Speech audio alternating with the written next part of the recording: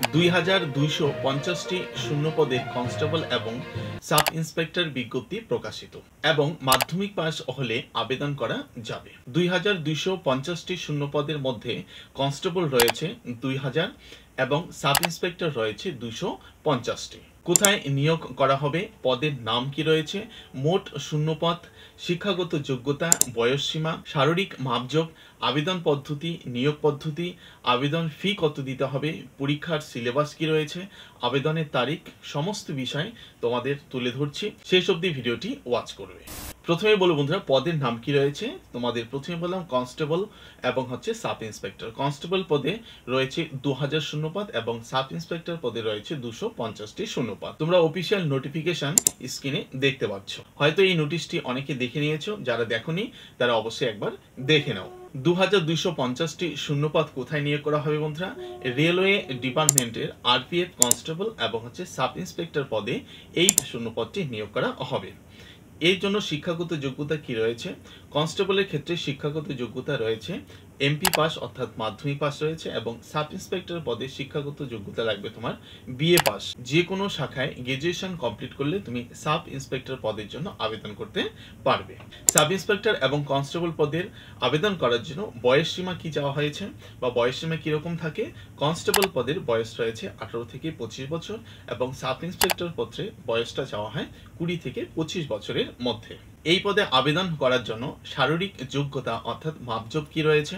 দেখো, ইউআর এবং OBC category যারা রয়েছে তাদের উচ্চতা লাগবে 165 সেমি, এটা পুরুষ প্রার্থীদের ক্ষেত্রে, এবং মহিলাদের ক্ষেত্রে লাগবে 157 সেমি।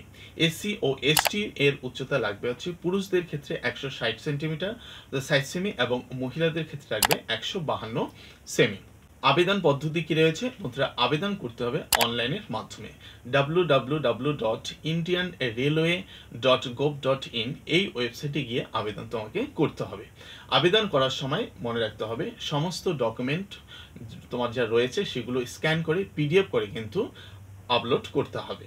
এই পদে আবেদন করার জন্য আবেদন ফি কত দিতে হবে? সংরক্ষিত শ্রেণীর যারা প্রার্থী রয়েছে তাদের 250 টাকা দিতে হবে এবং অসংরক্ষিত যারা প্রার্থী রয়েছে তাদের 500 টাকা কিন্তু আবেদন ফি লাগছে। এই পদে নিয়োগ পদ্ধতি অর্থাৎ সিলেকশন প্রসেস কি রয়েছে? মোট 5টি ধাপে বা পর্যায়ের মধ্য দিয়ে কিন্তু নিয়োগ প্রক্রিয়া সম্পন্ন করা হয়। প্রথমে সিবিটি টেস্ট হবে অর্থাৎ কম্পিউটার বেসড টেস্ট হবে। সেই টেস্টে কোয়ালিফাই করলে তারপর তোমার পিএমটি এবং পিএটি হবে। ফিজিক্যাল টেস্ট হবে।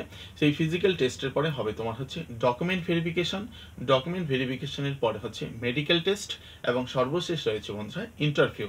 এই ইন্টারভিউর মাধ্যমে কিন্তু তোমার ফাইনাল মেরিট লিস্ট তৈরি হবে। এবার আসি সিবিটি সিলেবাস কি রয়েছে, অর্থাৎ তোমাদের যে লিখিত পরীক্ষা হবে এই লিখিত পরীক্ষার যে সিলেবাসটা রয়েছে অর্থাৎ সিবিটি টেস্ট যেটাকে বলা হচ্ছে, সেখানে লিখিত পরীক্ষায় থাকবে তোমাদের টোটাল যে মার্ক থাকবে অর্থাৎ পরীক্ষা হবে 120 নম্বরের মধ্যে এবং এখানে সময় থাকবে 90 মিনিট। এই 90 মিনিটে তোমাকে কোন কোন বিষয়ের উপর প্রশ্ন করা হবে? বিষয়গুলি রয়েছে জেনারেল অ্যাওয়ারনেস, এরিথমেটিক, জিআই অর্থাৎ জেনারেল ইন্টেলিজেন্ট এবং রয়েছে রিজনিং। এই 4টি বিষয়ের উপর কিন্তু প্রশ্ন করা হয়। আমরা বিগত বছরের প্রশ্নপত্র যদি ঘেটে দেখি তাহলে আমরা বুঝতে পারবো যে এই 4টি বিষয়ের উপরে কিন্তু সচরাচর প্রশ্ন করা হয়ে থাকে। 90 মিনিট সময় থাকে এবং 120 নম্বরের প্রশ্ন হয়। এখানে কিন্তু ইংরেজি বিষয়টি থাকে না এবং টোটালি যে পরীক্ষাটা তোমাদের হবে সেটা কিন্তু বাংলা ভাষায় কিন্তু তোমরা পরীক্ষা দিতে পারবে। এবার এসে বন্ধুরা, আবেদন শুরু কবে হবে? আবেদনের ক্ষেত্রে বন্ধুরা বলে রাখি, এখনো আবেদন শুরু হয়নি। বিজ্ঞপ্তি খুব শীঘ্রই বের হবে, যেহেতু অফিসিয়াল নোটিফিকেশন এসে গেছে। এর জন্য কিন্তু তোমরা তৈরি হয়ে থাকো বা তৈরি হয়ে নাও যারা আরপিএফ কনস্টেবল এবং এসআই জন্য যারা আবেদন করতে চাও। এই বিষয়ে পরবর্তী আপডেট যথাসময়ে পেয়ে যাবে। ততক্ষণে সকলে সুস্থ থাকো।